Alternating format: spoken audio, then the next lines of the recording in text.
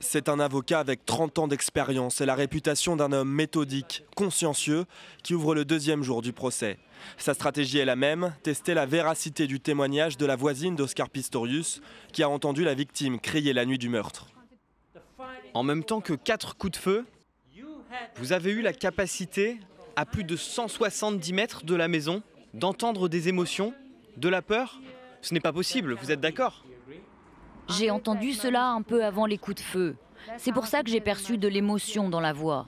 C'était pétrifiant. Pour défendre son point de vue, il insiste. Pour la 8e fois, je vous pose la même question. C'est si compliqué ? Cette fois, la juge intervient en faveur de l'avocat. L'avocat pose des questions, vous devez répondre. Si la plupart du temps, Barirou est très calme, parfois même bienveillant avec le témoin, il sait se montrer incisif. Vous avez une vision influencée par les médias, par les gens avec qui vous avez discuté, et vous prenez ces faits incohérents pour les présenter à la cour comme s'ils étaient exacts. Après 5 heures de questions-réponses, Barirou met un terme à ce premier contre-interrogatoire. L'avocat sait que l'enjeu est de taille. Son client, Oscar Pistorius, assis au 3e rang, silencieux depuis le début du procès, risque jusqu'à 25 ans de prison, incompressible.